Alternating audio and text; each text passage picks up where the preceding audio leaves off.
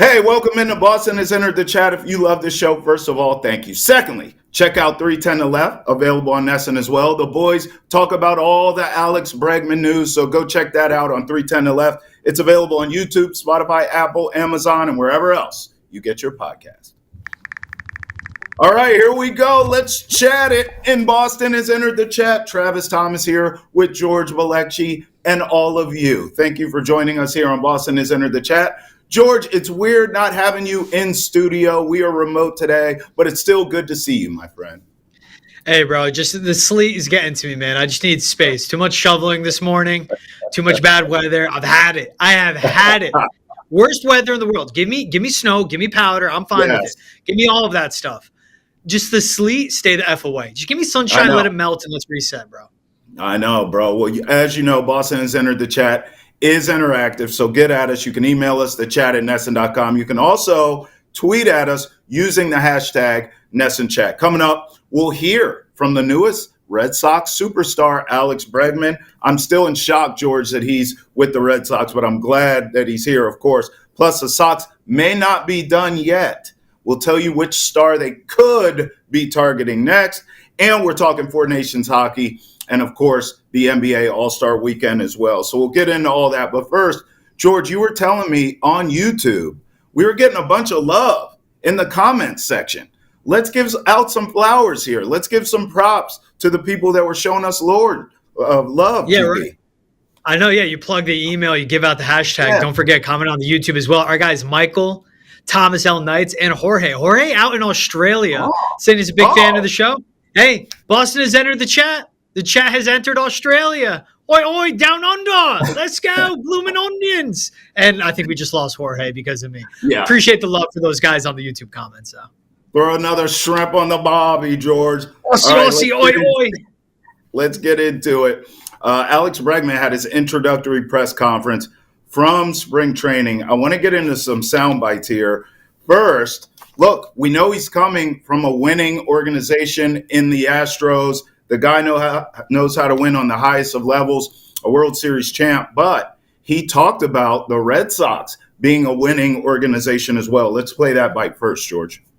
It's good to be here. I've been fortunate enough to be in the playoffs the first 8 years of my career, and I plan on continuing to do that here. I'm a winning player. This is a winning organization. Those players are winning players. We have winning coaches here, and I plan on winning here. After talking with some of the guys over the last 2 days, I can see that there's something special here. Franchise players, veteran players, young players, all ready to get after it.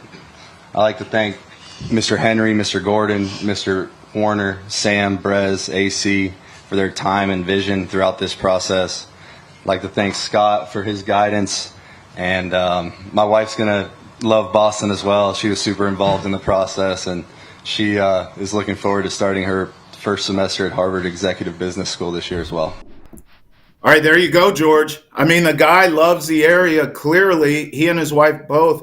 And listen, he said this, quote, something special here several times throughout this press conference. He clearly believes this, George, and I agree with him. By the way, the reports have come out. The Cubs offered him a deal. The Tigers offered him a deal.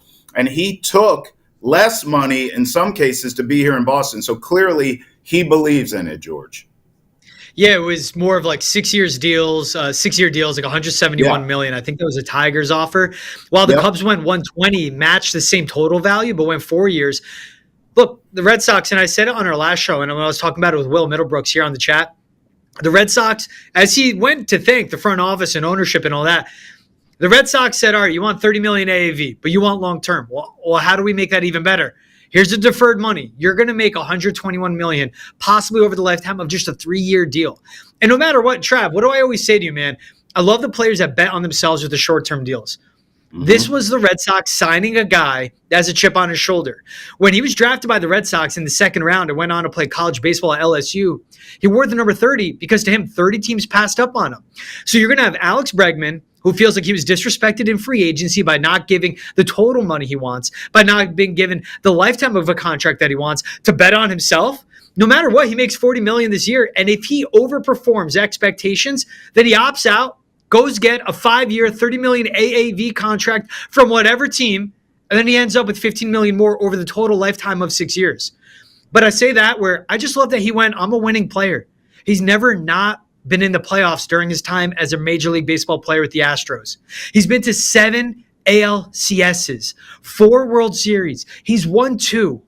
You put Alex Bregman, that's won 2 World Series, with a Walker Buehler, who's won 2 World Series, with a Rafael Devers, who's won a World Series.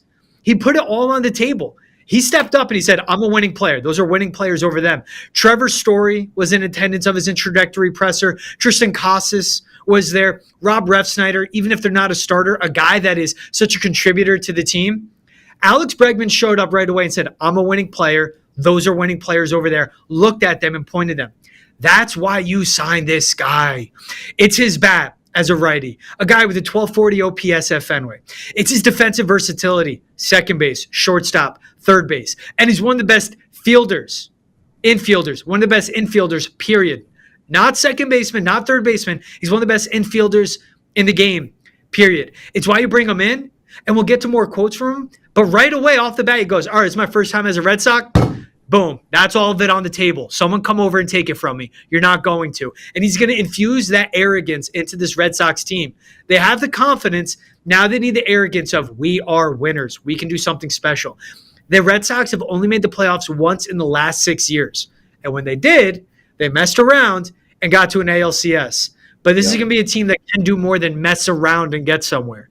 They can get into the playoffs and make some noise. And Alex Bregman's going to be a key piece. Why? With a Garrett Crochet, with a Walker Buehler, with an Alex Bregman, with a Jaron Duran that can make a next step, with a Tristan Casas you hope is healthy.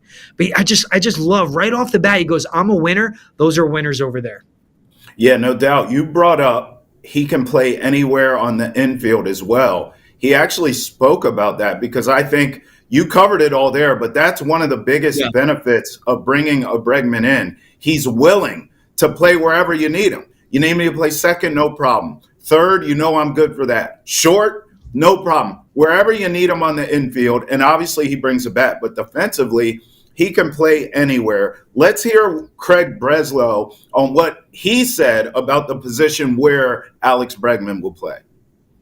The most important thing was getting Alex into a Red Sox uniform as an elite defender. And the conversations about where he'll play are ongoing, and when the time is right, we'll make that determination. But I think AC and we have an obligation to the team, to the organization, and most importantly to our fans to put the best offensive and defensive team on the field that we possibly can. George, this is all about the best fit possible for Alex Bregman. And what I mean is, if he goes to the Tigers, it's a more defined role. If he goes to the Cubs, it's a more defined role. Here with the Sox, because of the relationship with Alex Cora, because Bregman wanted to be here, because Bregman believes this team is close, George, I think because of all those things, it's the best fit for him career-wise and franchise-wise, because he doesn't care. He's like, wherever you need me, wherever I can help you win, that's where you can play me. I love the versatility. I love the fit with this organization. And by the way, those teams I mentioned, Cubs, Tigers, even throw the Astros in, who we know they were still in it trying to bring them back, right? All those teams affect the Red Sox. When you think about the Cubs, it's in the NL, out of sight, out of mind, but that's still a big brand, right? Cubs, Red Sox, Yankees, Dodgers, Mets, we know the teams. It's still a big brand. So you keep them away from them.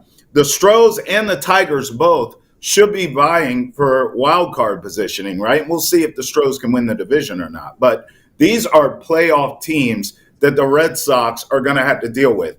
You play keep away, George. You don't have to worry about him on either one of those coming back to haunt you, whether it's the Astros or certainly the Tigers, George, which is much like the Red Sox, a young team trying to get over the hump, trying to win big. We saw him in the postseason last year. But if you bring in a Bregman now, you would think the Tigers are going to be that much closer to being a bona fide World Series contender. Now, instead of that, George, the Red Sox are, because now you bring in a guy who can help get you over the hump, who can help some of these young players, many of which you named were at this press conference in attendance. So I think Bregman coming to the Red Sox is not only great, obviously, for the team, but it also hurts some of the adversaries you would have been dealing with and may still be dealing with in a playoff hunt. Does that make sense, George? Yeah, they play the keep away. Now, he could opt out and end up going to the Tigers if he wants. Like, it's all about what Scott Boras says to him as the numbers. But yes, for this season, what I think is so big too is that Craig Breslow commented on it, of just like the mentorship he's going to be, what he's pouring into these players. Alex Cora himself as well said, like, just within 24 hours of him being in Florida with the Red Sox, he's asking questions about pitchers. He's asking questions about batters, scouting reports. He's asking about the nutrition that the Red Sox provide. He's very demanding, and he challenges everyone, not in a negative way. He's just like, wait, so why are we doing this? Why is it that way? Why are we eating this? Why is that the smoothie bar? Whatever it may be. He's a professional, Trav. We always commend what athletes are professionals end of the day. We know Jarren Duran, Tristan Casas, Ceddanne Rafaela, Rafael Devers. We know they can play baseball. But can they be a major league baseball player all around? That's what Alex Bregman brings to it. Because Trevor Story, he's a guy that wants to be a leader. He does story camps. What his injury he dealt with last season sucks. He was just making a hard, great play out in shallow outfield, diving for a ball, and then he's done for the season and couldn't get back. And you saw it eat away at him. Rafael Devers, Trevor Story, Alex Bregman, they all have 7 or more years of service time combined in MLB. All the other guys in the starting lineup for the Red Sox, yes, like a Jarren Duran's been with the Sox the last 4 years. You combine his games played, it only amounts to 2 years. And that's basically what you get in the rest of the roster, the rest of the lineup. Bregman comes in, someone that's reliable, someone that's been there, someone that has the experience all around, and he can be the mentor for these guys. He's a winning player, like he said. And Craig Breslow mentioned it as well, as did Alex Cora. That's the value he brings with it. And to that point, too, when he's asked about what position you'll play, he'll go, I'll play wherever and whatever helps the team. And Craig Breslow said it's up in the air right now. Alex Cora, I was reading in a Mass Live article, I believe, he was like, yeah, he's a Gold Glove winning third baseman. I think he can be a Gold Glove second baseman, but roster construction matters. They're not going to put him and pigeonhole him in second base. They're not going to pigeonhole him in third base. And that's what brings up the whole conversation of what's the best defensive and offensive lineup for this team. Because Trav, like it or not, they've been 81 and 81 the last 2 seasons and haven't sniffed the playoffs. And a team that needs to take care of the margins. And they've been a bad defensive team too. Fielding percentage alone. The Red Sox ranked 29th in MLB last season, 29th out of 30 teams. The worst out of their starters in fielding percentage was Rafael Devers. Yes, he has the arm. Yes, he makes dazzling plays. But if you raise the floor of the defense on the infield, then what you're doing with the lineup and what you're doing with the upgrades in the rotation and bullpen, everything rises because the Red Sox can't leave anything up to chance. So if that's Alex Bregman at third, Trevor Story at short, Vaughn Grissom or Christian Campbell at second, and then Tristan Casas at first, and Rafi DHing, if your defense is better and your lineup is better, and your pitching is going to be better on top of that, then that's winning more games. 86 wins gets you into the wild card as it did last year. We'll see how much better the Tigers get and the Royals, the jumps they make. There's still the Guardians out there. There's still the Twins. It's not going to be easy. But by him saying, I'll play wherever they need me to play, and Breslow and Cora not going to put a label on him either, that says, and what this signing is, Trav, it's about what's best to win. They don't give him, we could say $40 million a year, even with the deferred money. You don't give someone $40 million a year and go, well, you're going to play second. We're going to put you there just because it keeps everyone happy. No, Rafael Devers doesn't want to be that leader. That's not him, and that's fine. But when he is at the height of his powers and he is hitting like he can, he's a top 5 hitter in Major League Baseball. And if him moving from third to DH or him being a part-time third baseman is what amounts him to being that top 5 hitter in Major League Baseball, that's what this signing does. Yes, it's a lot of money, but it maximizes the value. And you could go, well, you don't pay someone $315 million to be a DH. You pay people $315 million to win playoff series and win playoff games. That's what Rafael Devers does. I don't care about the politics of it. I don't care who's getting paid what. You put them into what spot makes them perform the best. Because at the same time, you could go, well, you need Yoshi at the DH. I need more than 10 home runs out of my designated hitter spot. I need a guy that can make stuff happen on the base path, that can do more than just rip singles and be a smart hitter. And Devers is smart. Devers has power. If he's your best DH, so be it. Because it's enough of doing this stuff of, well, this is what you pay him for. Boston's made the playoffs once in the last 6 years. Yeah. A signing like Bregman is saying we're stopping that volatility of performance. We're getting to be consistent in getting to the postseason. Well, you were talking about a win total and how many wins you think this team will have. I'm very curious to get into that conversation of what it may take for them to make the wild card. But Bregman's agent, Scott Boras, the mighty Scott Boras, talked about how, hey, the Sox want to win again. They're spending like they want to win again. We, the fans, have seen that. We in the media have seen that. Scott Boras talked about it. Take a listen. We met in our first free agent meeting. Besides Sam filling the room at a very, very high intensity, I might add. But the idea of it was that there was a bit of a charge, a bit of an onus to really return back to winning. And probably a conversation I had with John where he expressed a sincerity and more of a passion of saying that we're missing something here that should be here, that has been here, something that's been lost, and we have a strong intention to return it. I mean, there it is, George, straight from the horse's mouth, right? So yeah. I'm looking at this now, last season's wild card teams and their wins, George. This is insane. Yeah. I'm going to start with the National League because it was crazy. The Mets had 89 wins, the Braves had 89 wins, and the Padres had 93 wins. Now, we get the Padres. They're dealing with the Dodgers. You better win 93 games to even have a shot, right? The teams that missed out, that were right there, fringe playoff teams, George. Arizona Diamondbacks, 89 wins, right there, and they missed the postseason. In the AL, here were your wild card teams that got in. 91 wins from the Orioles, 86 from the Royals and the Tigers. They both got in. Mariners, George, missed. They had 85 wins. And then, of course, we know the Red Sox were right there and the Twins, both around 500 teams. So, man, I think it's going to take 86 to get in this year. I'm willing to go there. I see a 86, 76 kind of season here from the Sox, and I think that'll be good enough to get in. As you look in your crystal ball, I see the wheels spinning in your head. Do you think this team can get to 85, 86 wins to get in? That's what it's going to take. That's what the numbers tell you. This is an 88, 90 win team. I mean, you think of it's Garrett Crochet. It's Walker Buehler, where you don't need him to be the Walker Buehler of like 2021, just 150, 160 innings pitched out of him. And what that does for the whole rotation, that's projecting a healthy Trevor Story. That's projecting a healthy Rafael Devers, because maybe you dial back the usage on him and make him a part-time third baseman.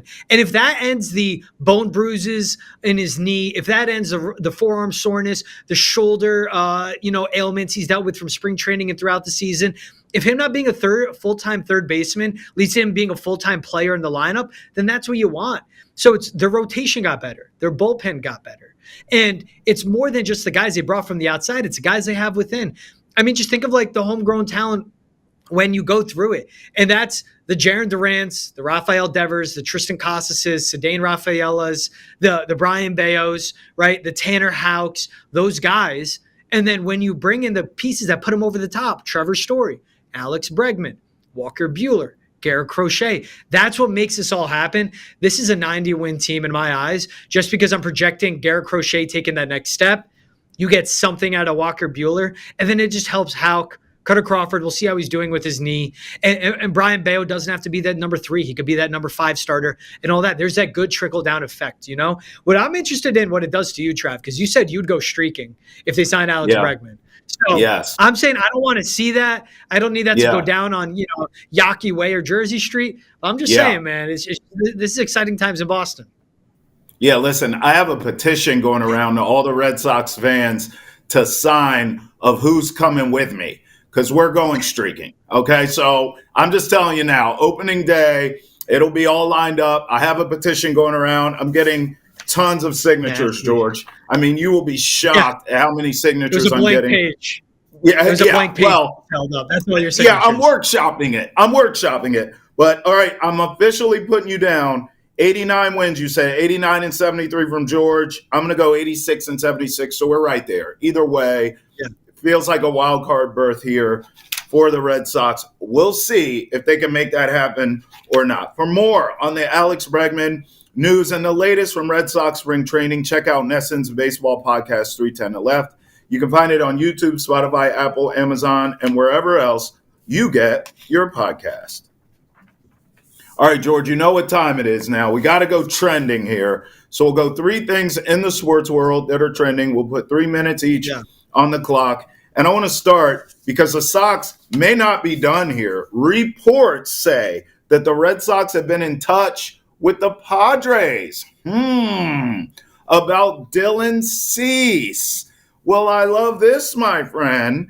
I mean, you can't have too many quality arms. We know Dylan Cease is an absolute monster when he's right and when he's healthy. George, my thing is this.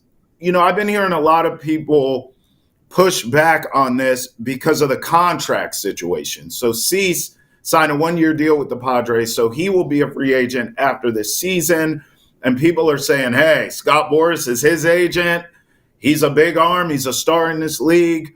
You know that contract is going to be insane. But my thing is, George, hell, either way, if Dylan Cease is a rental for this season, I'm okay with it. Mm-hmm. If Dylan Cease re-signs with the Sox after this season for big money, I'm okay with it. I guess, translation, I want Dylan Cease in a Red Sox uniform, and I don't care what it costs. If it's a rental for this season and he takes a walk, fine.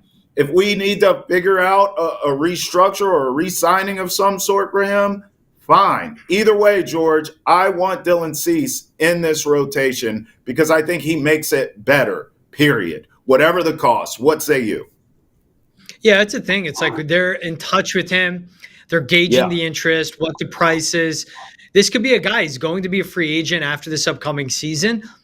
If the Padres are sellers at the deadline or they know it's just not working with Dylan Cease, the Red Sox already are in the talks of acquiring him.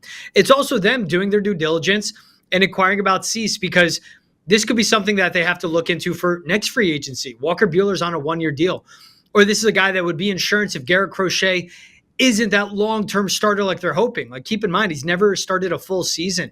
He's had 2 Tommy John surgery. He only pitched 146 innings last season with the White Sox. He was on an innings count. He was capped.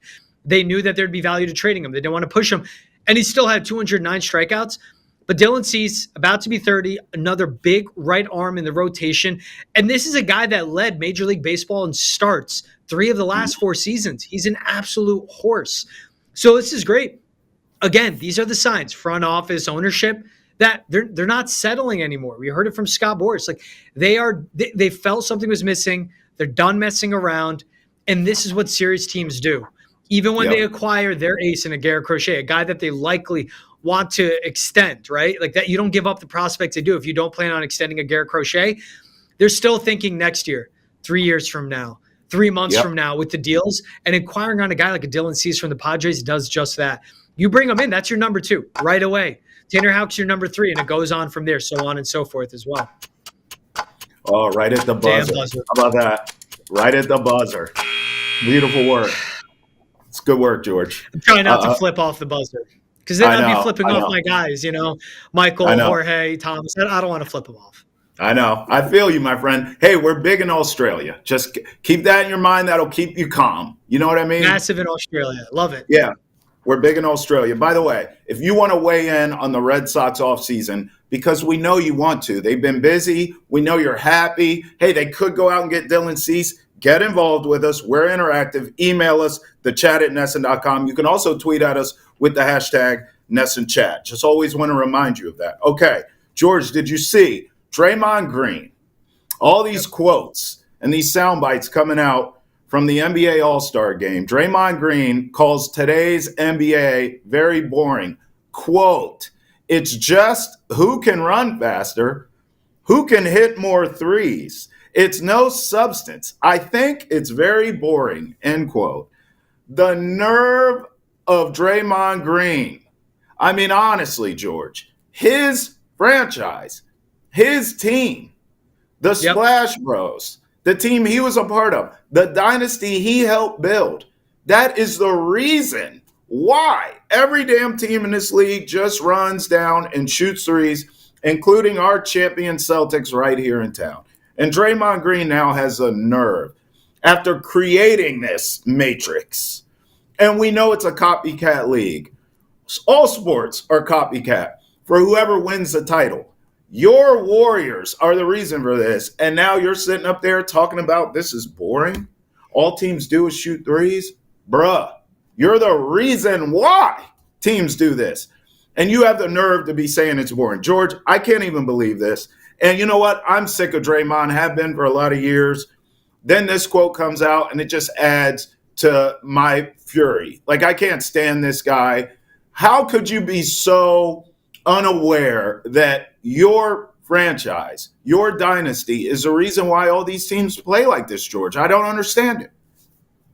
It's also like he's in the midst of his like third best shooting season of his career too, I think. Like he's shooting 34% from three, not fantastic, but for Draymond Green standards, like he got back up to a very like serviceable 3-point. So he made that like conscientious decision in the offseason.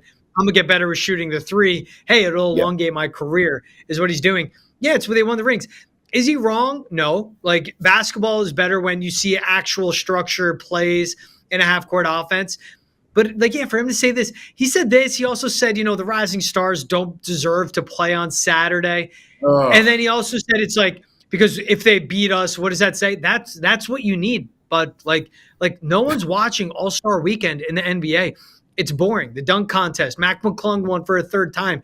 Like he's just living on his own, not even playing in an NBA environment at all, and he's winning dunk contests. So for him to trash the modern day NBA, and for him to trash like the Rising Stars game as its own, it's also propping up the next faces of the league, the next set of stars too. You want to put them out there as much as possible, give them as much exposure. I don't know, man. Draymond just stinks. Like just what stinks though is like he's going to go into podcasting. He's going to go into like deals with Turner, and some of his stuff's pretty good. Like he has a high basketball IQ. I like how he talks about the game. So it's just get yourself ready, strap in. It's not gonna be the last we hear from him. Just dumb takes like this though. Well, I tell you what, George, I haven't heard the buzzer, so I'm going to keep going. I'm watching youth basketball because my son plays it. Half of these kids, George, I'm telling you, rebound, run down the other end of the floor, shoot it from Vermont. Like they're just chucking it up. And I'm like, oh my God, like if this had happened when I was a kid, our coach would have taken us all out of the game and cussed us out for this. You know, when I was growing up, you were trying to be like Michael Jordan. You're trying to get to the hoop. Maybe you got a little fadeaway action. Nowadays, kids are pulling up from the parking lot, George, and letting it fly. It's unbelievable. It's ruining the game. All right, I'm off my old man soapbox. Ja Morant and Giannis are lying to everyone. Let's look at these tweets that they both may be in next year's dunk contest. You know this is a lie, George. Here's Ja's tweet. Mac might make me decide to dunk. You're a liar. And then Giannis got involved. If you do it, I'll do it. You're a liar, Giannis. Both of these guys are lying, George. You know it. Stars have done this forever. Anytime there's a dunk contest going on, they're sitting at home watching it, or they're in the stands, in Giannis's case, watching this, and they're like, oh, man, this is so exciting. I should do this next year. And they never do it. LeBron's done the same thing, George. LeBron has said, oh, I'll do the dunk contest. It's cool. Liar. Cap. You've never done it. I don't think either one of these dudes are going to do it, George. For the record, if they did, they would save the dunk contest. They would save NBA All-Star Weekend. We'll talk about later how bad it is. They would save it all. But it's not going to happen, George. You know it. I know it. The American people know it. It ain't happening. Yeah, it's like Ja, like might make me do it. Giannis is like, if you do it, I'll do it. Like Kevin Love even chimed in. He was like, yeah, I'm down too. I'm totally with that vibe because he knows it's a joke. I just picture Giannis, like big smile, like laughing as he hits it because he likes to troll and just be a kid. This is the thing. Like the bigger issue, if Draymond wants to like complain about stuff, complain about the dunk contest and how the NBA is letting Mac McClung in. What the NBA should do is throw a $200,000, $250,000 prize on it and go, here's a dunk contest. That would get John Morant or Giannis to look into it. The NBA should bring in like a King of the Hill 1v1 tournament. Get rid of the skills challenge that Wemby and Chris Paul showed is flawed. No one cares about that stuff. Give the people what they want to see. That's what the NBA should be doing. So, yeah, I would be all in if John and Giannis do it, but it's this stuff every year. Like you said, every single year, it's a guys watching from the couch or in the crowd and tweeting, oh, man, I might do it.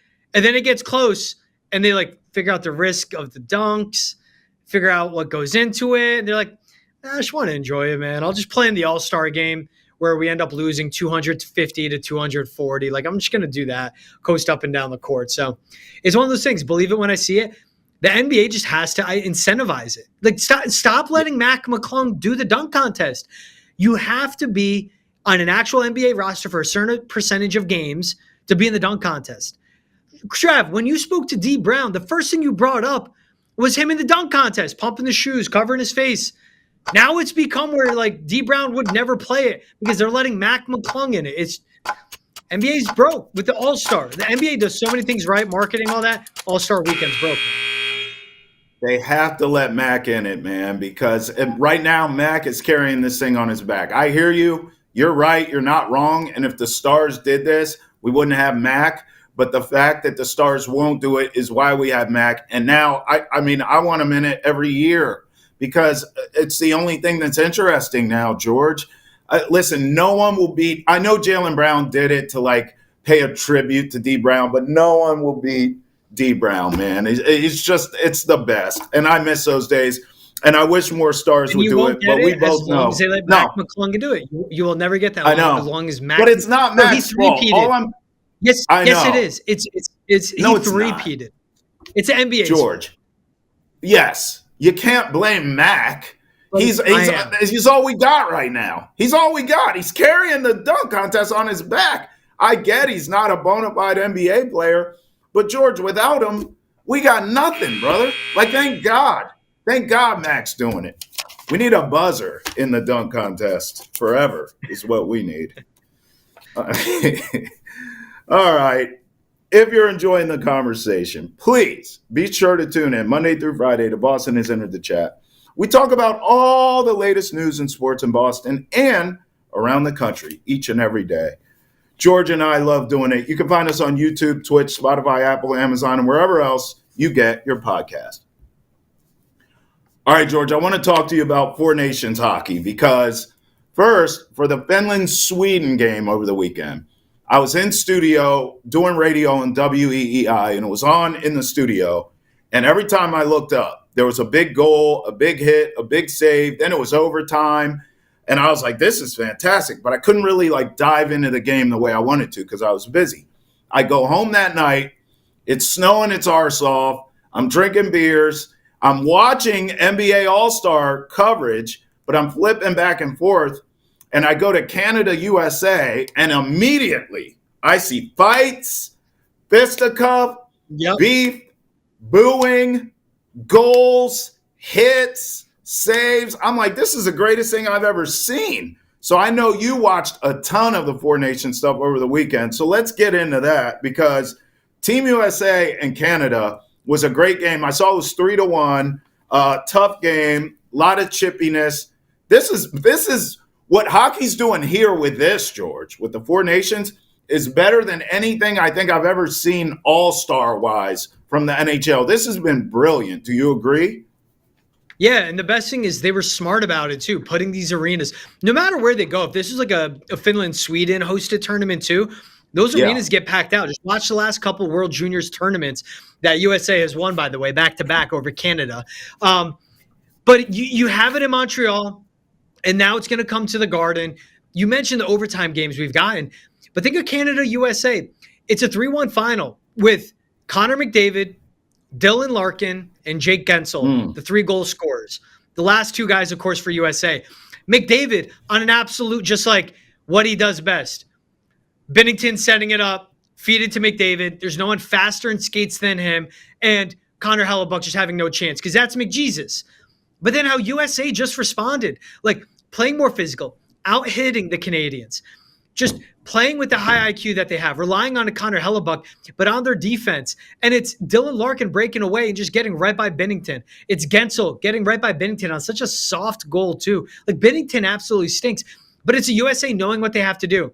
The only way to slow down Canada with the star-studded talent they have, you have to out-physically play them.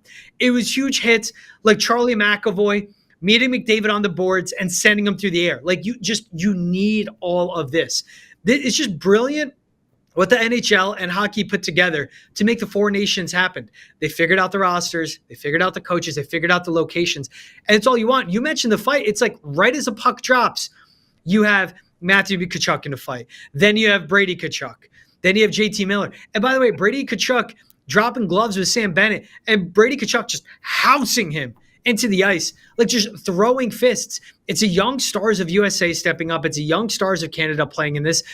It feels like it's playoff hockey, and it's in the beginning to middle of February. That's what's so brilliant. So while like the All-Star game, can't wait to see the viewership that comes out of a boring-ass dunk contest. While that's going on, everyone's locked in on USA Canada. Everyone in that arena in the Bell Center up in Montreal is locked in on this. Everyone's watching on TVs in the US. Hockey fans are not. The NHL and hockey just they hit a home run with this, and it's so fun to see. And the USA just dominating. Like they locked up a spot in the championship game.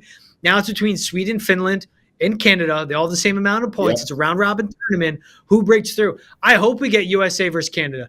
I think that has to happen because you want that type of game with the title on the line, with bragging rights on the line. Because even look at the winter games when it comes to gold medals won, and the NHL wasn't affiliated with that yet. It went USA then Canada, the last two. Canada getting the last laughs in the last games. But then you go to the World Juniors, it's USA back-to-back. USA beating Canada in this setting with NHL stars on the ice. It's going to be the Winter Olympics. It's going to be the World Cup coming up. But it's the U.S. just asserting themselves time and time again as the new power in hockey. And this is something there was an effort made by the U.S. They created the U.S. National Development Team up in Michigan for this reason and this reason only.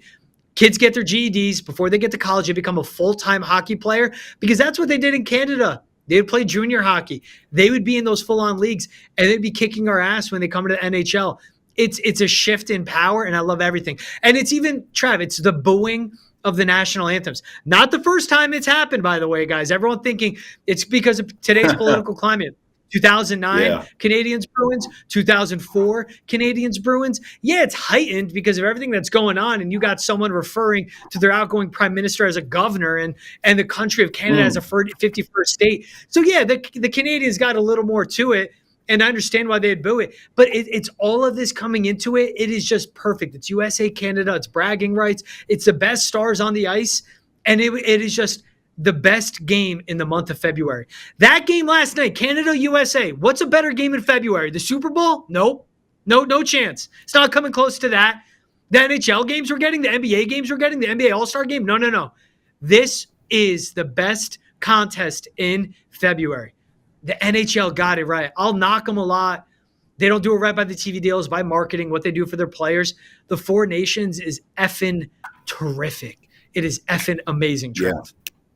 I agree with you, and we'll see what happens tonight. Remember, USA plays Sweden tonight here in Boston.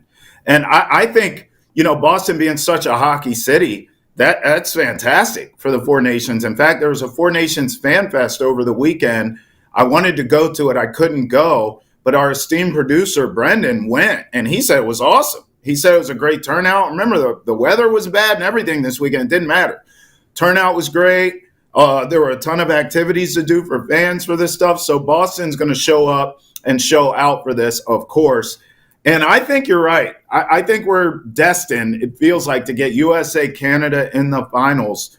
George, I ask you, do you believe, because obviously the formula here, play defense, slow down that Canada speed, out-toughen them, sort of bully them to a win. We saw that work this past weekend. do you believe in a championship game?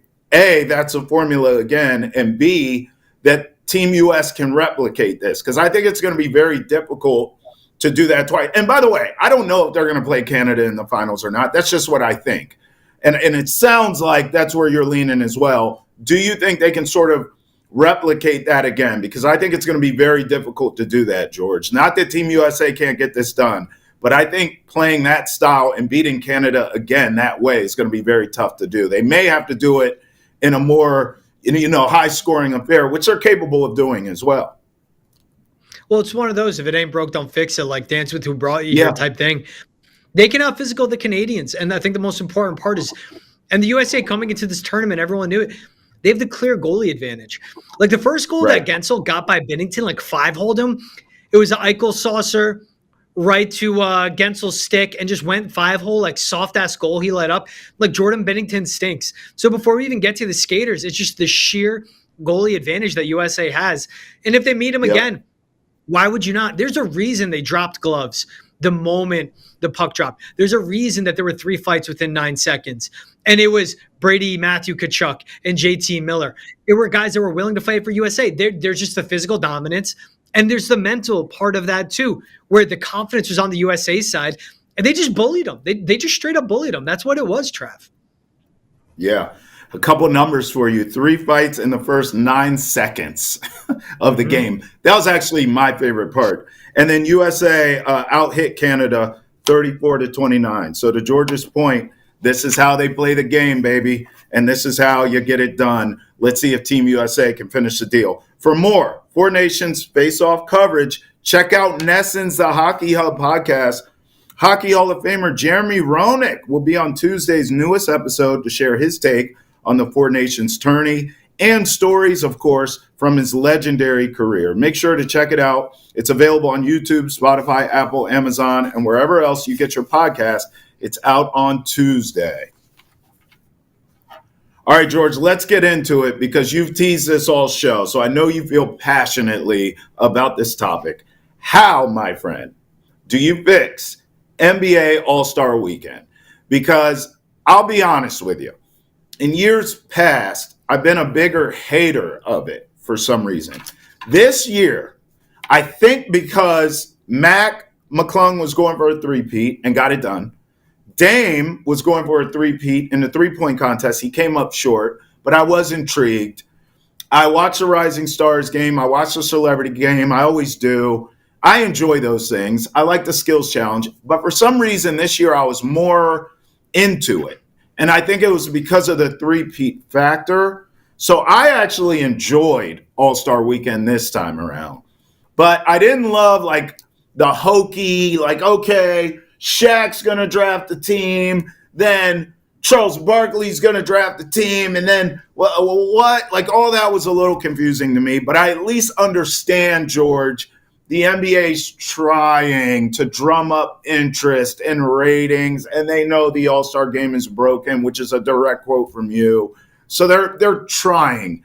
I respect throwing you-know-what against the wall to see what sticks. I at least get that they're trying to experiment here, George. But how would you fix it? Because in your direct words, your direct quote, it's broken. Well, the NHL figured it out. They took the Four Nations and it replaced their All-Star break. You have USA versus Canada, the biggest stars in the game, squaring off against one another. You have Canadians booing the USA national anthem. You have USA going into Montreal and once again reminding Canada that we have passed them in hockey. Back-to-back World Juniors, now this, and they're going to get the Four Nations title.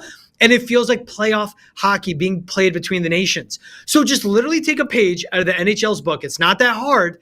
And make it for a one-off NBA All-Star Weekend game.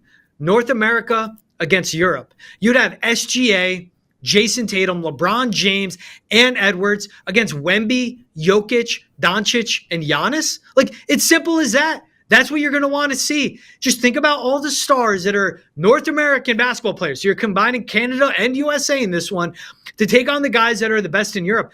We saw how tight France took Team USA. down towards the end. How many studs France have? They're all over Europe. So let the best players in Europe, who are 3 of the 5 best players in the NBA, the other 2, you can say it's SGA, it's Tatum, you can say Wemby's getting up there. Just have it be North America against Europe. And then also drop the dunk contest, drop the skills challenge, drop the 3-point contest, drop the celebrity game, and do king of the court. SGA versus Doncic. LeBron against Giannis, Jokic against Anthony Davis if he's healthy enough to play in it, or make it a 3v3 tournament that same weekend as well.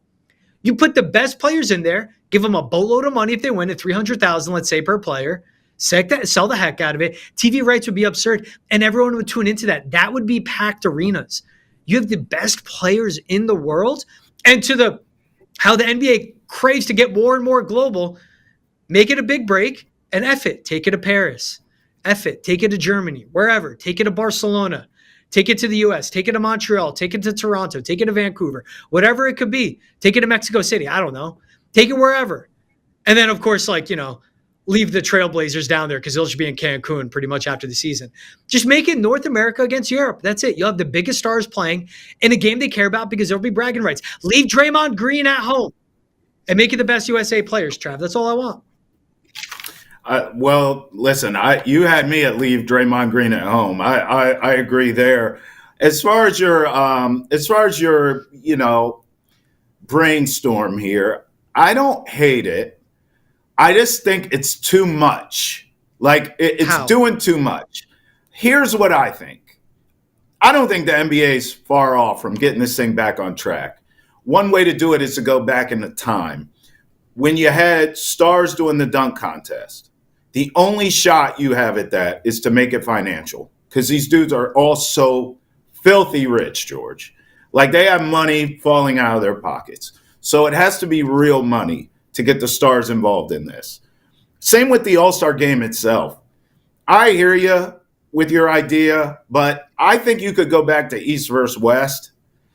My only issue with your North America versus Europe, I think the NBA is going to try to protect USA basketball because in your scenario, George, there's a realistic possibility that the North American players get mopped every year at the All-Star game by the European players. And good. I don't think the NBA wants thinks to get good. Business. The NBA is a business though. Yeah, Wemby's exactly. about to be a top 4 player in the league, and that means your 5 best players are Jokic, Doncic, Giannis, Wemby, and SGA. Those are your 5 best players. None of them are American. That's one track. That's one track, George. That's just your European players. You got to protect your USA players. And if we watch Europe mop Team USA every year in the All-Star game, that's not good for USA hoops. So I think there's an issue there. I'm okay with going back to East versus West, NBA All-Stars. But again, I think money is the root of all this. You got to pay these guys. You have to, just like you did with the NBA Cup, George. I'll give you an example, the stupid in-season tournament.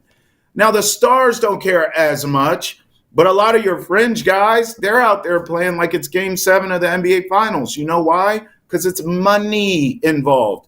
I think the NBA making all these billions with this TV deal, right? We talk about it all the time, you and I, the business side of things. Well, break off some of that bread to your stars as well, not just your mid-level guys. These are all-star guys. They all are going to want a bag of money, okay? Give them a bag of money for the winner in the all-star game. Whoever wins this gets the X amount of dollars. X amount of dollars that they care about is what I'm saying, George. That's a number you have to figure out.